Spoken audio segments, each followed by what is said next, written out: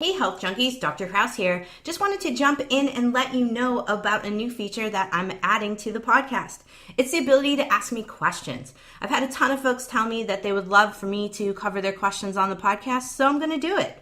So each week I will be adding a couple of questions that I'm going to answer to each of the podcasts. And if it's a juicy enough question, I just may dedicate a whole podcast to it. So if you're interested in asking a question, head on over to my website at drjkrausend.com. Check out a blue button on the right-hand side that says Ask a Podcast Question. Hit me up there. Or you can also access the button through my podcast notes, also on my website. So head on over there, ask me some questions. I look forward to answering them soon. All right, let's get on with the podcast. Hey, Health Junkies. It's time for The Health Fix. Join your host, Dr. Janine Krause, as she gives you a dose of what you need to know and do right now to take control of your health from the inside out, to rebel against aging, look damn good, fight stress, and laugh every day. Hello there, Health Junkies. Welcome to another episode of The Health Fix. I'm your host, Dr. Janine Krause, and today's episode is a request from a listener who wanted to know a little bit more about fatigue, stress, and the thyroid, because my last podcast was kind of a combination of what happens to the hormones, what happens to the thyroid, what happens with stress hormones, but I didn't focus specifically on the thyroid. And I thought that was a great question to, or a request basically, to have me go into more detail. So here it is. Could your fatigue be a thyroid issue? So today I'm going to talk all about how energy crashes after lunch, and how slogging through a brain fog, a heart racing, feeling super cold, too tired to make it to the gym, hair falling out, dry skin, insomnia could all be a thyroid issue that technically, as I believe, started as a stress issue that turned into a thyroid issue. So today we're going to talk all about those things. We're going to talk about how your lack of routine can be causing an issue with your thyroid. I'm going to talk about how your childhood impacts your thyroid. I'm also going to talk about what to do to regain your energy, put your stress in check, and get that thyroid working a little bit better.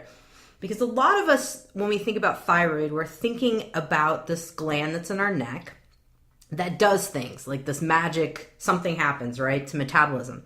But the thyroid hormones are active all over in the body, in the brain, in the liver, in the gut, and in all of your tissues. So it's important when you're thinking about the thyroid to think about all of your skin and tissues, because that's where it's most active. So that being said, I want you to think about your body as a whole and how things affect your body as a whole while I'm going through this podcast. First and foremost, though, I better back up a little bit and talk about what I do see in practice, and essentially where I see thyroid problems coming from, because there's this pattern and it keeps presenting itself to me over and over and over again, to the point where I see a patient, we start talking, and I can pretty much predict how their life has been from childhood to now and all of the different things that might have happened to them. You know, obviously I can't read minds, but I can predict that yes, there was probably some stressor and then things just compounded. One of the things that I've found to be very, very connected with thyroid problems is a childhood in which an individual had to either take care of their siblings, they had an abusive parent, they had an absent parent, they had parents that might have been fighting, maybe addicted to alcohol or drugs, something in the childhood there. Now, if it wasn't something in the childhood, and now you might be thinking I'm sounding a lot like Freud here, lay down on the couch and let's talk about your childhood. No, it's not necessarily that. It's just a compounding of stressors, because these individuals that had a tough childhood are struggling to get through life. They're going to prove themselves. They're going to do this, that, and the other. And stressors do start to compound, because if we start off with a childhood that was pretty stressful, then things kind of go from there. Now, say you didn't have a stressful childhood. That's great. Now, that's wonderful. these individuals might have abusive relationships now. They might be low in confidence. Maybe they didn't develop the confidence they needed to. They're down on themselves. Maybe they don't like their body. Maybe they're nitpicky about their face, their hair, whatever it may be. This being down on yourself and talking negative to yourself has a huge impact on your thyroid. Sounds silly, but I'm telling you, it absolutely does. Now, another thing that I see in terms of a pattern is also this component of physical stress. And I've mentioned it in previous podcasts where someone gets mono, so Epstein-Barr virus, or someone will end up getting hit by a truck, like in the situation that happened with my husband. Things of that nature. There's this huge physical stress that is hard to come back from. Now, the other biggie, the thyroid is located in the throat. And the throat area is a delicate area for us because it's where we hold some of our emotion. If you know any massage therapist, they might have told you the shoulders and pelvis hold emotion, which is absolutely true as well. The throat in particular holds what we cannot say. And so a lot of times when I'm working on thyroid issues, I dive into the little woo-woo side of things and find out, what is it that you can't say? What is it that you're not living out? Are you not enjoying your life to the fullest? Are you wanting to do something but you're afraid to do it? Are you wanting to do something and you can't express it? You don't know how, or you haven't found the right way to express it. And this sounds really, really weird, but so many times in the patients that I've seen, there's this connection between the thyroid and not being able to say what they want to say, and there's something that's holding them back. So it's a big deal here in terms of the mental, emotional aspect of these conditions. Now, I'm not saying it's the whole thing. I think it's part of it, because not being able to say what you need to say, or not being able to do what you want to do, not expressing your creativity, this is unfortunately a stressor, and it adds to the compounded stress. So say someone didn't have a poor childhood, but they had parents who were great parents, but they were very strict parents. And they were the type of parents that said, you have to grow up and you have to have a respectable job. You need to be a lawyer. You need to be a doctor. You need to be a teacher or a nurse. But say you wanted to be a beach bum and a surfer. Maybe I'm talking a little bit about myself right now. But nevertheless, you find the balance in these things, but if you haven't found the balance in terms of what your heart wants to do and what you're supposed to do to be that upstanding individual in society, well, sometimes this causes issues. So I'm just putting it out there. One of the things that I see over and over again, and especially with thyroid issues. Now, another biggie with thyroid issues that I see over and over and over again is depression. Someone that comes into my office oftentimes is going to be someone who's, they might tell me that they feel okay, but yeah, once in a while they experience depression. Or I might have someone who is very depressed, because if our thyroid isn't working properly, the thyroid hormone that comes directly out of the thyroid, T4, it might not actually be stimulating the brain enough. And that's a big deal. And this is majorly connected to stress. This could be the stress that environmental factors are creating for you. This could be the stress that you're creating for yourself with not being able to say and express your creativity. It might be relationship stuff. You know what it is. So thinking about those different things and how it's interconnected. Then, of course, you must think about the big component here is, how do you stop the stress?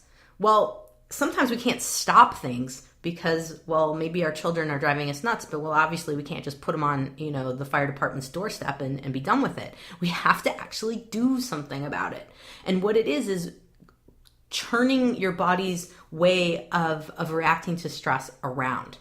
And today I'm going to talk about how you can do that and the different steps to kind of start taking to put this into place. Number one is looking at your toxic environment. So I'm going to talk a little bit about our toxic environment and how we can adjust this. One of the most common things that folks will see if there's a thyroid issue that's extremely overt is you'll see a goiter. So that neck is enlarged. If you are sitting there right now and your neck looks funny, your front of your neck is boggy, and by that I mean it's swollen, it's tender to the touch. You haven't worn necklaces for a while, ladies, because of that, or guys, you don't button up your top button on your button-down shirts because it feels just way too tight. And I don't mean that you're way too jacked in the neck from the gym. I mean it just feels too tight. You might have a goiter. And goiters come from our lack of iodine in the diet. And I'm seeing it more and more and more common right now because unfortunately we got on this fad of taking the iodized component out of salt. And so having non-iodized salt. And we need a little iodine. We don't need crazy amounts of it, but we need a little bit. The other biggie here is if you like seaweed, eating a good quality source seaweed can help you as well because it has iodine in it. Now, I'll be honest, I grew up last town in Illinois on Lake Michigan. Yeah, seaweed's not my thing. I've tried to eat the seaweed snacks. I do shove them in once in a while, but they're not my favorite. I am not a huge seaweed eater, but some folks are, and some folks have tried it and loved it. And then, hey, if you're into it, I would recommend getting some seaweed in addition to getting the iodized salt back in the diet. Now, I'm not talking about dumping tablespoons of salt on your food, just regularly salting your food here. That's it. Now, let's go back into the environment and how your environment that you live in, your water that you drink, the food that you eat, and the products that you put on your hair, your skin, nails, everything have a huge impact on your body. Also, another biggie is if you have hobbies. Certain hobbies have certain types of chemicals. Brake cleaners in particular are one of the most toxic things to your thyroid. Now, my father had thyroid cancer, and my dad has a race car. He has always had a race car. At this point, it's now passed on to my cousin and his son. But my dad was constantly using brake cleaners to shine the rims on the race car. And he was using brake cleaners for the purpose of brake cleaning, things of that nature. But this is a big toxin to your thyroid. So if you have a habit of shining your rims with brake cleaners, guys, please stop it. Just don't do it. It's not worth it for your thyroid. Now, also bisphenol A, that is the lining of canned goods. This can mess with your thyroid as well. It's a hormone disruptor. So looking for canned goods that's a BPA-free lining, that's a biggie. But the biggest biggie of them all is what you put on your skin, because your skin absorbs everything you put on it. So lotions, also soaps, things of that nature are a big deal. Makeups for ladies, guys, your beard products, that's a big deal. So let's talk about why it's a big deal. 20% of your thyroid hormone conversion happens in your gut. So that's 20% there. So if your gut's trashed and you're eating crappy food, that's 20% of your thyroid ability is down, because you get a hormone T4 coming from your thyroid, and then it goes into the system and it needs to get converted to T3, the most effective form of that hormone that gives you the boost in the metabolism. Now, if your gut's trashed, now you're running at 80%.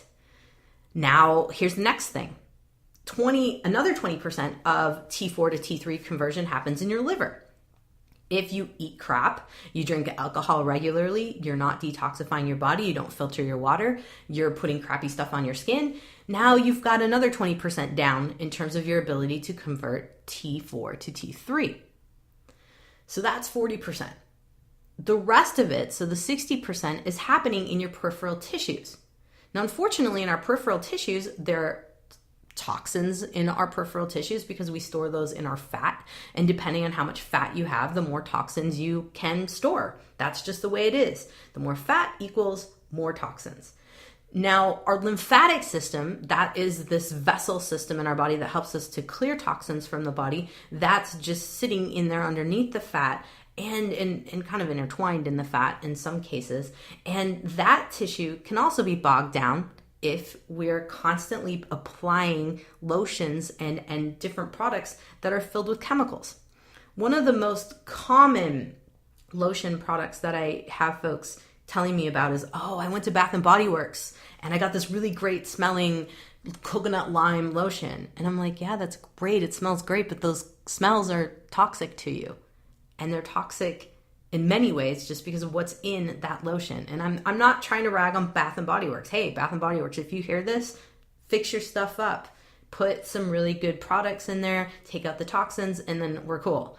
But unfortunately, most of the lotions out there, the stuff from Victoria's Secret, all the smelly stuff, for all intents purposes, if it's not essential oils, it is toxic to you. And beard oils, and beard lotions and different things, aftershaves, you want to read the ingredients. You really want to look at those products.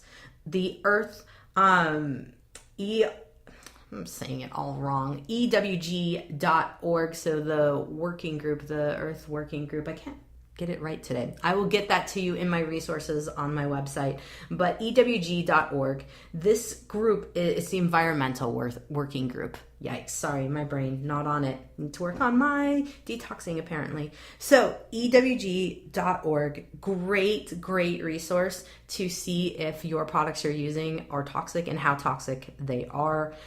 I've done podcasts previously. You can search my podcasts on what those different chemicals are and what you don't want in your products. Now, ladies, makeup. Guys, hey, if you got makeup on too, that's cool. Let's face it, if you're on television, you might need to put on some makeup, or if you are on Broadway, whatever it may be. But makeups can be a big issue. I have a lot of ladies coming up with high lead and mercury in cadmium in particular, in their testing when I look to see environmental toxins. And a lot of times when I have them bring in their makeup, I'm horrified at the makeup that they're using that has lead and mercury in them. So that is a big, huge deal.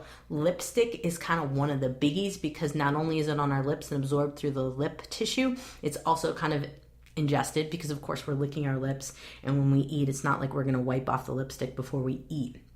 Axiology, ladies, great company, clean company, great lipstick product. Guys, buy ladies Axiology lipstick. There you go. Write it down right now. Now you have it set for your next gift for your lady.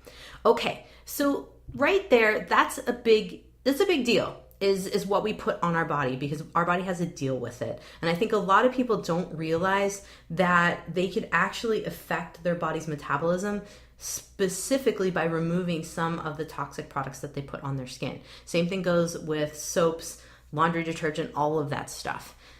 Sounds kind of crazy, but that's where it is. Also, big, huge one that a lot of people forget about. When you buy clothes, make sure you go wash them right away. And sometimes wash them twice, because if you just grab something, buy it, and then throw it on, there's formaldehyde on there. All of our clothes at the stores have formaldehyde because it prevents bugs from getting in there and creating their lovely little holes that they like to do in your clothes. So biggie, make sure that you wash your clothes before you wear them. I know that sounds weird, but trust me, I've done it before. I've been so excited about wearing a pair of jeans that I threw them on and went to town. Yeah, make sure you wash all of that stuff. And considering buying organic, sustainable products for your clothing too, so that you can reduce the toxins overall there. So I'm not going to go on that soapbox. Let's move on.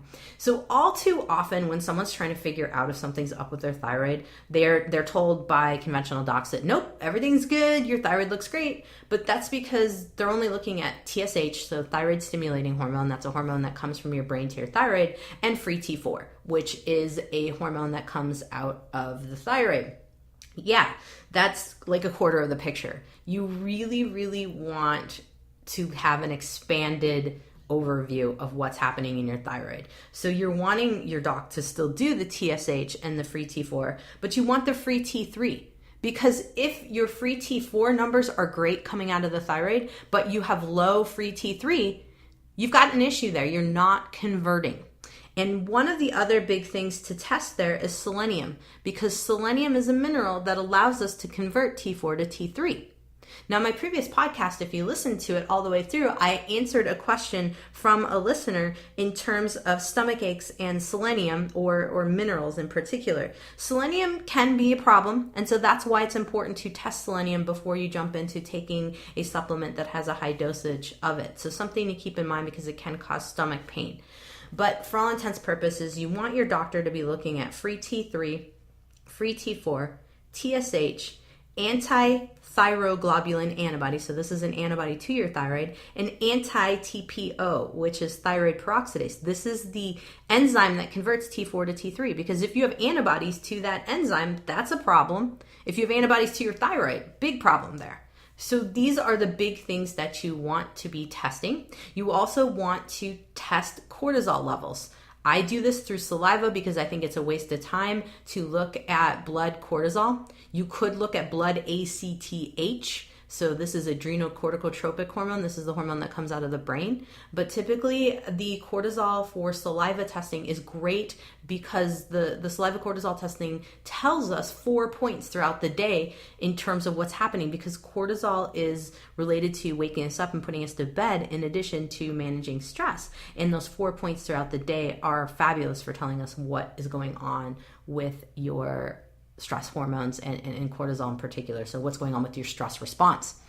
Now, because I truly believe that there's a huge connection between sustained elevated cortisol and blocking your thyroid function, that's this connection. And that's why I don't think that someone should look just at the thyroid. You want to look at both. Look at the adrenal gland, which is the producer of cortisol. Look at the thyroid, because 9 times out of 10, it's stress compounding, basically blocking your ability to produce enough T4. So obviously, if you don't have T4 coming out of your thyroid, you're not going to convert to T3 because you just don't have enough T4 to get T3. So this is a big, huge deal. And the more stressed that someone becomes, the more depressed that someone becomes, because stress is going to block T4 getting to the brain. And this is a big deal. You're going to have low T4 in the brain. That becomes a depression issue. And I don't know how many of my patients come in with thyroid issues that are on a ton of antidepressant, like have been on a ton of different antidepressant protocols and they haven't worked. Well, yeah, it's because you're not treating the right thing. So stress. As I mentioned in my previous podcast, stress is going to cause increased cortisol. Increased cortisol is going to cause increased adrenaline. You're going to have that fear response. You're going to be more fearful. You're going to jump at noises. Someone says boo and you jump like 10 feet in the air. You have ear ringing sometimes. You can feel your heart rate. You can hear your heart rate. Maybe it wakes you up. Maybe you hear it at night before you go to bed. That boom, boom, boom kind of thing going on. Maybe it keeps you from sleeping. Maybe you're irritable. Maybe you're anxious. Maybe you have infertility. That's another big issue, especially in ladies. Thyroid issues and infertility go hand in hand. If you are having difficulties getting pregnant, ladies, or guys, if your lady's having trouble getting pregnant, go get the thyroid looked at in a full panel, not just TSH and T4. You won't find anything of pure weight in that department. You want TSH, T3, T4, et cetera, like I mentioned. So all of this combining with issues, this is a big deal, because anytime our stress levels are up and that adrenaline's up, our body is focused on getting away from that imaginary bear. And most times in our lives, we don't have those stressors that we can get away from and hide in our cave. So sustained stress causes suppression of the thyroid and growth hormones. It also suppresses our sex hormones. That's why when we're stressed, we have no libido, we gain weight, we have blood sugar issues, brain fog, confusion, depression, memory issues too. It's a cascade that just starts to fall apart. So keep this in mind. This is a big, big deal. So what do I do for my patients? Because I'm a naturopath and because I just fundamentally don't love putting people on medication, I don't jump towards thyroid medication. A lot of conventional docs have put folks on synthetic T4, known as Synthroid or levothyroxine. That is a medication that can be used for sure to help get the body to produce T4. But here's the problem again. We can be producing all the T4 we want, but if we're not converting to T3, we're screwed. We're not going to get the benefit from taking that medication. I don't know how many people take levothyroxine, Synthroid, whatever you may be taking, and they don't feel better. Their levels might look great because unfortunately doctors are trained to look at lab levels. So am I, and I do, but the problem is we're not paying attention to the symptoms. The thyroid has some very clear symptoms: hair falling out, dry skin, constipation, irritability, depression. Also, the biggies are low heart rate. A lot of people will go to the doctor and they'll be like, oh, you're super healthy. Your heart rate's at 48. Yeah, and they're like, yeah, I don't even work out at all.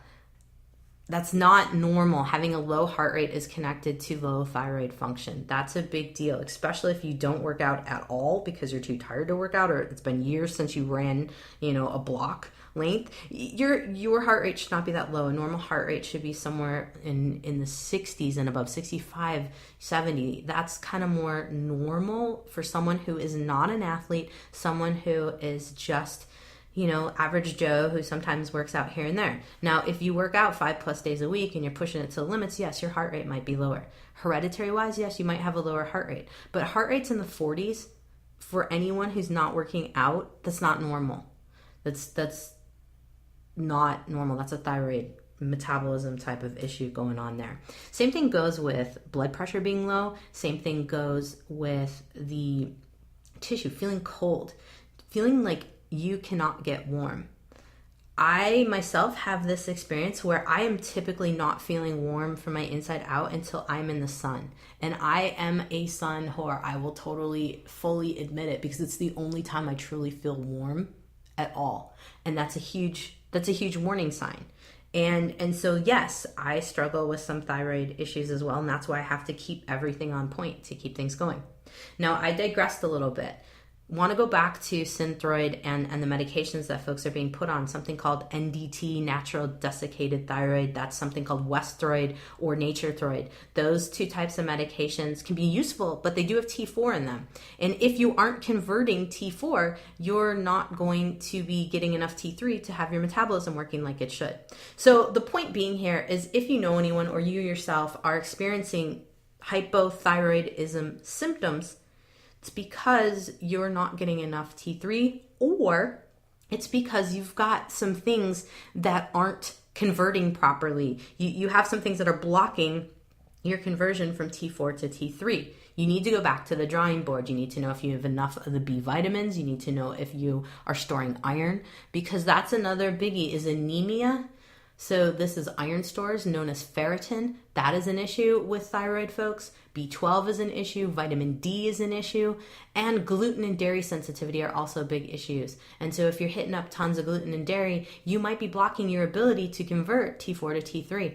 And it's because, in particular, that thyroid enzyme gets bogged down really easy. So something to keep in mind if you are having these troubles or you have someone in your family that's having these troubles, because you can fix a lot of this by going through some simple checks and balances. You don't have to go as crazy to start medication. I'm going to talk about starting medication and what I do here in a minute. But here's the basics first. I want you to think about how much crap you're putting into your body in terms of foods, but also what are you putting onto your body? What does your body come in contact with? Same thing with liquids in terms of how much alcohol, also how much coffee. Are you drinking a quality coffee? Because some of the really cheap coffees out there are not the greatest in quality. There's toxins in there. Same thing goes along with water. Our water sources are often tainted with mercury, lead, all kinds of things. Fluoride, can be an issue for folks. So I often have folks get a filtration system either for their home, or if you can't afford that, getting a filtration system that you can put on your faucet to help to filter out some of the toxins in your water. So go through all of your home products and cleansers and skincare, all that stuff, hair, makeup, guys, beard care too. Also your aftershaves. Look at all of that stuff, your shaving cream, and see what's in it. So ewg.org will give you a good baseline. And if you can't find it on ewg.org, you could Google it and look at it. And I do have a resource on my website at drjkrausnd.com where I explain all of the different chemicals to look for. Now, the other biggie is detoxing your kitchen. Get rid of Teflon, get rid of cooking sprays, get a green pan or a green life pan, Get Extrema cookware if you're going to be looking for baking items. Just detox your kitchen. Do not use plastic to heat. Don't use plastic utensils. Get a high heat silicone or get yourself a stainless steel product, something that is less toxic, because everything that you cook on is going into you and causes issues and can mess with your thyroid in terms of conversion. 2 times a year, I am a huge fan of doing a cleanse. Fall and in the spring are great times for cleanses. October and April are my favorite. And if in April we have Easter, do it after Easter. Those are the best times. You need 1 week. You don't need to go nuts. It's between 5 to 7 days. Now at that same time, I'll often have folks do a gut bug kill, and I like the products called Biocidin and Olive Rex. Those are like my favorite go-tos for killing bugs down. Biocidin.com if you're interested in looking that up. I also use herbs to clear out the liver and herbs to clear the lymphatic system, because you can clear your liver and you can clear your gut out, but then that stuff has to go somewhere and it's going to go to your lymphatic system. And this is like the end all be all to kind of get stuff dumped out of the system. So you want to clear your lymphatics too.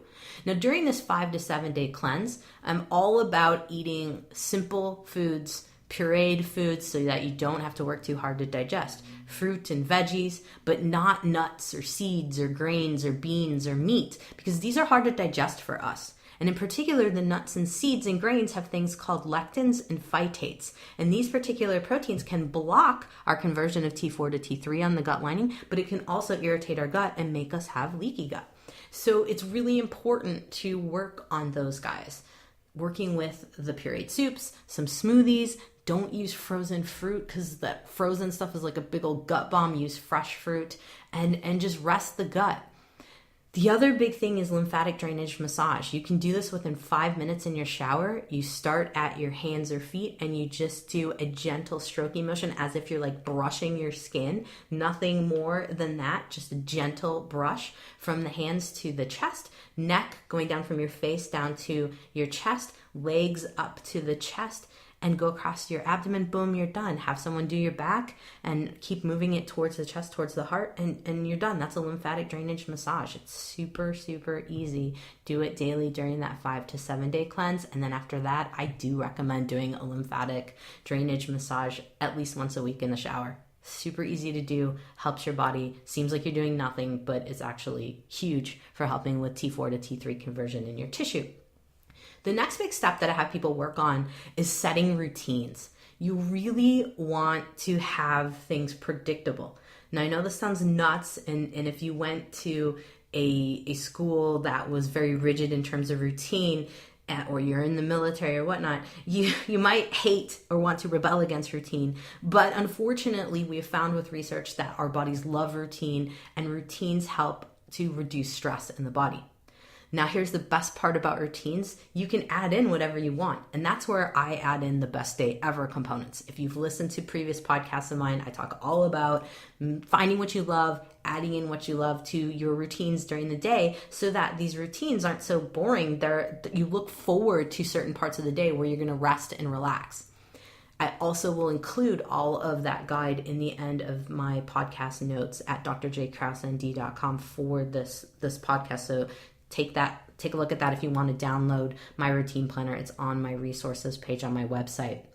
Another biggie, setting boundaries.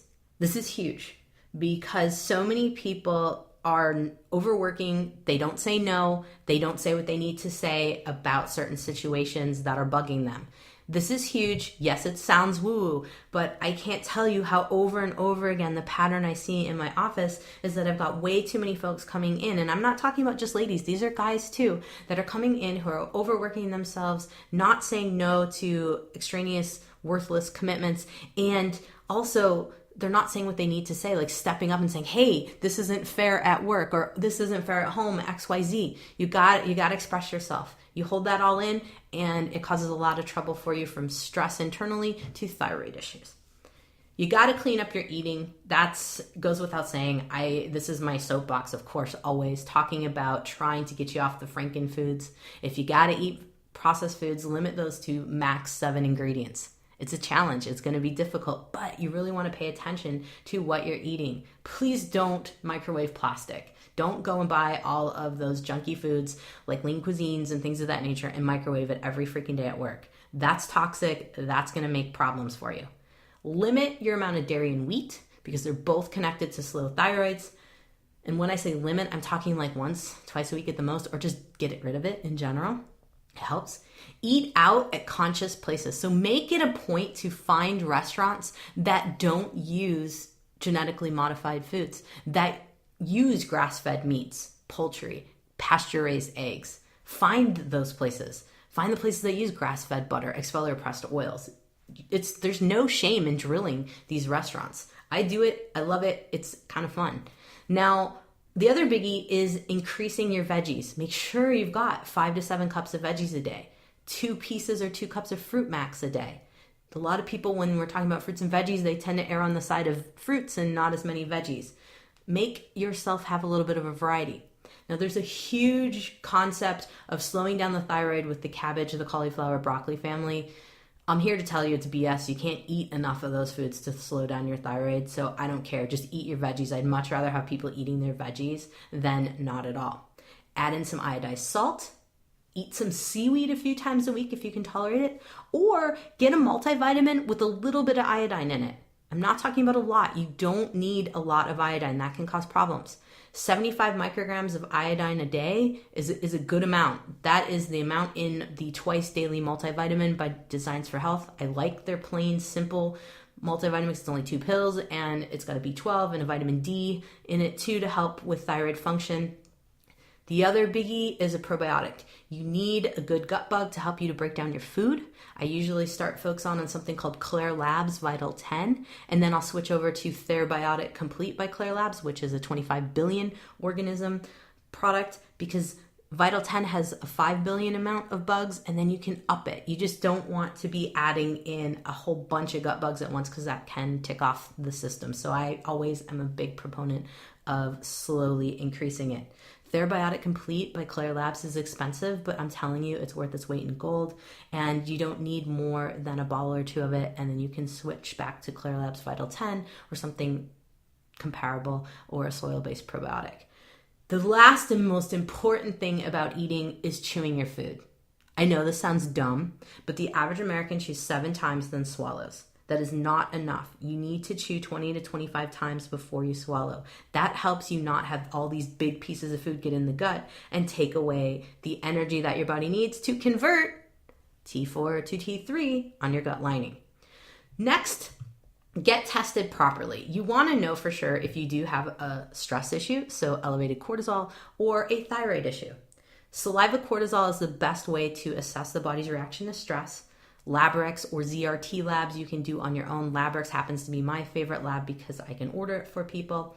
Now, the other tests are free T3, free T4, reverse T3, anti-thyroid peroxidase, so that's anti-TPOs, and anti-thyroglobulin antibody, that is anti-TG, which is an antibody to your actual thyroid.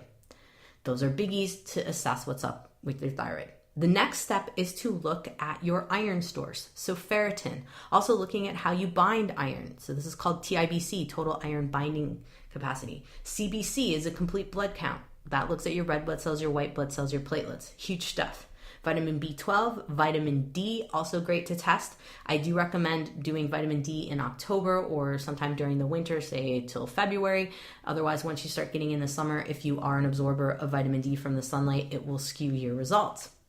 Selenium and magnesium red blood cell analysis is huge. That way you know if you have too much selenium already in the system and don't need it, because remember, selenium is for conversion of T4 to T3. And then magnesium, huge one for our nervous system and relaxing muscles. And then if you can do it, the Nutri-Eval by Genova. This is a great test if you know a doc in your area that can run it for you and your insurance will cover some of it. It's fabulous to know all of your nutrient deficiencies and how you're breaking down food. So this is a big, big issue. If your body's already primed to be able to convert T4 to T3, and that helps things work, you don't need medication. But if you are already taking T4 and you've done all these labs and everything came back normal, or you're already supplementing with all of the things I just mentioned, and you're still feeling like crap, it is worth it to consider using a T3 only protocol to treat the adrenals and the thyroid. And in particular, if your your adrenal function, so your cortisol is low versus high, using T3 can help to restore your adrenal gland function faster than all of the adrenal glandular. So this is broken down glandular tissue from an animal commonly used to treat the adrenals. So if you're going to do this protocol and you're going to use T3, you do not want to be using any adrenal glandulars, none at all. And you also need to be off of your T4, so levothyroxine or Synthroid. You got to stop it altogether before you start T3.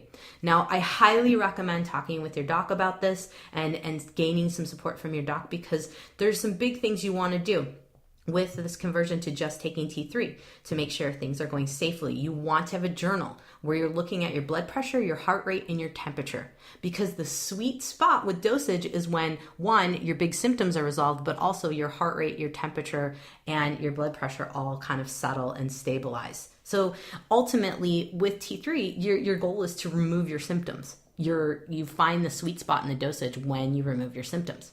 So here's how I typically will do it, and I'll give full disclosure that I'm using a protocol that was created by a fellow named Paul Robinson. He has a book, Recovering with T3. He has a website, recoveringwitht3.com. He also has a book, CT3M, which is all about helping to restore your adrenal function using T3. And so what this means is, for those of you that have low adrenal function, so meaning your fight or flight system is kind of burnt out, you have adrenal insufficiency, or imbalance, I should say, because it's more PC to use that term. But if your adrenal function is not where it should be, it's low, you want to try taking T3 an hour and a half before you actually get out of bed. So you have to set an alarm a little bit earlier and take that medication, just roll over, take it, go back to bed, and then when you wake up or you finally get out of bed, that's when you'll take your next dosage of T3. Then the next proposed dosage is at 11 a.m. The next one is at 2 p.m. And you might actually take one at 5 p.m. if it doesn't affect your sleep. That's the biggie here. So if you have insomnia, you want to be going slow with this. So the concept here is taking small amounts of T3 throughout the day to keep your energy levels up, because T3 has a quick half-life. It runs out quickly, and when you're doing this kind of protocol, you'll see when you start to feel yourself going hypo and your thyroid is starting to tank a little bit. Now, granted, everything I'm describing right now is for folks that have already went through taking T4, so levothyroxine or Synthroid, and not feeling better. That's one. The other biggie is for folks that have taken NDT, so Nature-Throid or Westroid, and they haven't felt better. They haven't had their symptoms resolved. This is when you want to play with the T3 in terms of figuring out if that might be helpful for you. Now, you can also take T3 on its own if you don't have cortisol issues. But the big thing with that is that you don't need to wake up an hour and a half before getting out of bed. This is something where you take one dosage when you wake up, just like you would take your normal thyroid medication a half hour away from food, and then you would take another one or two throughout the day. Now, I'm not talking about high dosages. The lowest dosage of Cytomel, which is the brand name of T3, or liothyronine, which is or leothreonine, depending on who you ask in terms of pronunciation. This is 5 micrograms. I usually use 5 microgram dosages to start with, and then we can drop down to 2.5 micrograms, or we could go up from there based on the individual. The average individual needs somewhere between 10 to 20 micrograms of T3 in the morning, according to Paul Robinson. That's kind of where the sweet spot is in that case. What I found with my patients is somewhere around 15 seems to be the sweet spot for them in terms of the first dosage you take an hour and a half before getting out of bed. Now, that is if your cortisol is low. So it's an interesting concept. But the other big thing to keep in mind is that you want a doctor to help you with this. You want a naturopath, you want a primary care doc, you want an endocrinologist, somebody on board to help you, because T3 has always been told as it can be dangerous and you don't want to go too high with it. And honestly, when I put people through this protocol, I don't usually have people going over 40 micrograms of it a day. And sometimes folks are on over 100, 175 micrograms a day of Synthroid or things of that nature. So it's actually a lower dosage. Granted, T3 is more powerful than T4, but there's where it is. Now, if you haven't looked at your vitamin and mineral deficiencies, you're not working on keeping diet gluten and dairy free, that could be another big issue. You might not see change with T3, or you might mistake the symptoms that you experience when taking T3 for too much of it, like excess T3. And unfortunately, you need to be making sure that you've corrected those deficiencies before you start doing this protocol. Another biggie is you cannot be taking T4 or NDT, so the desiccated thyroid. I typically have folks jump off of that and then start the T3 on its own, or I will leave a little bit of Westroid or Naturethyroid, the NDT, these products on board to help people start to increase their T3 levels. Now, Paul has noted that some people were able to take some T4 and T3, but most of the time it tends to confuse the body a little bit. So typically the dosages end up being T3 on its own or a combination. So I've given you a little bit of rundown of how that works to balance the adrenals if you're in adrenals and thyroid, if you're in an extreme case. But for those of you who are just starting to dive into this and figure out if part of your issue has to do with your adrenals and your thyroid, I highly recommend getting tested first. Then go from there in terms of cleaning up the body, setting routines, setting boundaries, things of that nature, and detoxing, because you'll be surprised that a lot of times your symptoms will resolve, especially if you also have some vitamin or mineral deficiencies that you haven't corrected. So hopefully I have helped to clarify a little bit better on how stress affects the thyroid gland and what to do about it if you're having issues. By all means, hit me up with questions and comments. I've got a button right on my website at drjkrausnd.com. I'm here to help. I would love to keep adding in and answering questions from you, all my listeners, because that's what I do and I'm here to help. So once again, you've survived another episode of The Health Fix. I'm your host, Dr. Janine Krause. Thanks for tuning in to The Health Fix, the podcast all about taking control of your health, rebelling against aging, and having fun every day. A lot of patients ask me, do you think I'm aging too fast?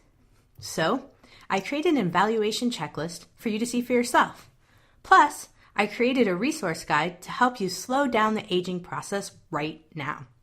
You can find it for free on my website, drjkrausnd.com. If you like this podcast, help get the word out to others by liking it and rating it.